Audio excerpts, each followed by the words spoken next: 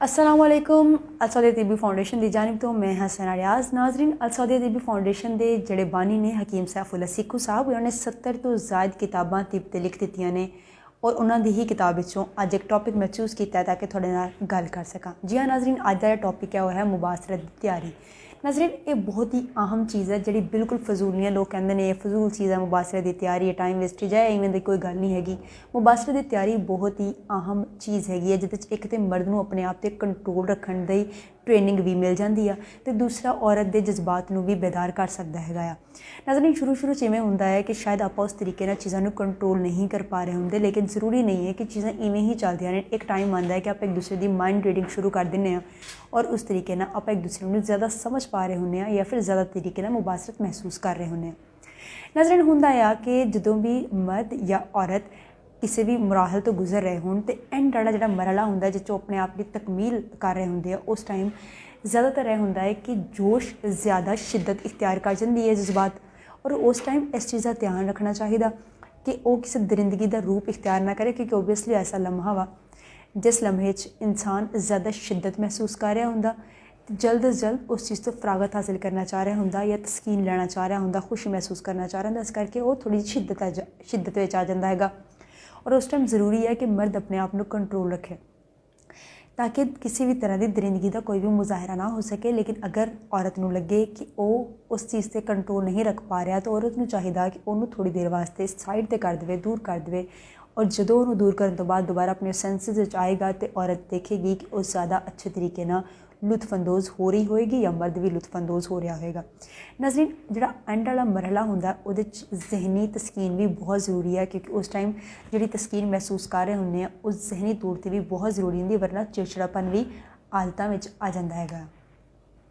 नाज़रीन, एक और अहम चीज़ ये हैगी कि औरत तो मर्द जो एक दूसरे तो तस्कीन हासिल कर रहे होंगे तो उदों औरत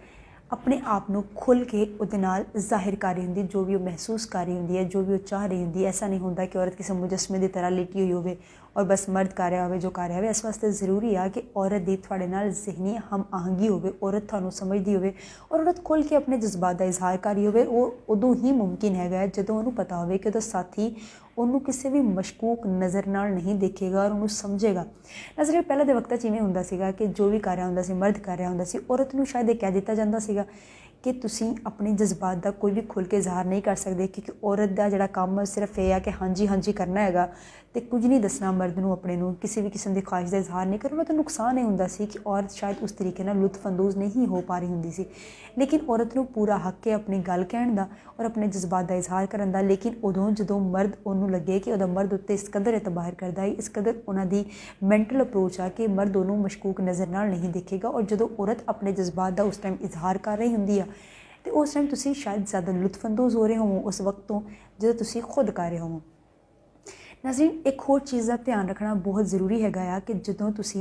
एक पीक ते हुंदे हो उस टाइम मूँह चो निकलने वाले किसी भी जुमले का बिल्कुल ख्याल रखना चाहिए, क्योंकि जो शिद्दत महसूस कर रहे हो तुसी किसी भी चीज़ की उस टाइम मूँह चो की लफ्ज़ निकल रहे होंगे उसका शायद आपां बखूबी अंदाज़ा नहीं होंदा। इस करके ज़रूरी है कि उस वक्त अपनी ज़बान पर कंट्रोल रखा जाए ताकि कोई भी ऐसा लफ्ज़ ज़ुबान तो अदा ना कर दिता जाए जिहड़ा बाद किसी भी परेशानी का सबब बने।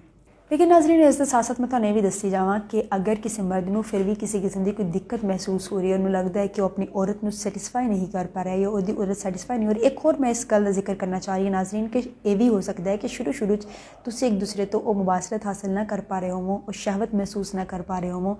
लेकिन ज़रूरी है कि एक दूसरे को थोड़ा जहा वक्त दो ताकि उस वक्त तुसी एक दूसरे के जहनों को समझो, एक दूसरे की मैंटल अप्रोच को वेखो, और ऐसा भी होएगा कि वक्त के नाल तुसी ईजी होना शुरू हो जाएंगे। और इसका सब तो बड़ा फायदा ये होंदा है कि मर्द दूसरी शादी बारे नहीं सोचता, इस करके एक दूसरे को टाइम देने की बहुत लोड़ है। लेकिन फिर भी अगर किसी मर्द को इस हवाले ना किसी किस्म की कोई मुश्किल पेश आ रही है कि वह पार्टनर सैटिस्फाई नहीं हो रहा या वो पार्टनर की ख्वाहिशात या फिर वो शहवत का वक्त जोड़ा है वह थोड़े तो वध है और मर्द चाह रहा है कि वो लैवल पर आए, इस करके एक मैडिसन जी अल सऊदी तिब्बी फाउंडेशन ने बना दी हुई है ਜਿਹਦਾ ਨਾਮ ਹੈ ਮਾਜੂਨ ਅੰਜੀਰ। ਜੀ हाँ नाज़रीन, ये ਤੁਹਾਡੇ ਨਾ ਸਿਰਫ टाइमिंग इजाफा करती है बल्कि ਤੁਹਾਨੂੰ ताकत भी बख्शती है। ਤੁਹਾਡੇ पट्ठियां ਦੇ दर्द BP ਨੂੰ कंट्रोल करना जैसे ਜਿਹੜੇ अमराज आना तो भी कंट्रोल करती है। ਤੁਸੀਂ करना ही है नाज़रीन कि अपने ਜਿਹੜੇ स्क्रीन से नंबर दे दिते गए उन्होंने ते रबता करना है, इस मेडिसिन ऑर्डर करना है तो फ्री डिलीवरी है जी पूरे पाकिस्तान में ਤੁਹਾਡੇ ਕੋਲ फ्री ये मेडिसिन पहुँचा दी जाएगी। इस दे नाल नाज़रीन ਤੁਸੀਂ ਸਾਡੇ ਚੈਨਲ ਨੂੰ सब्सक्राइब करना हैगा आ ते नाले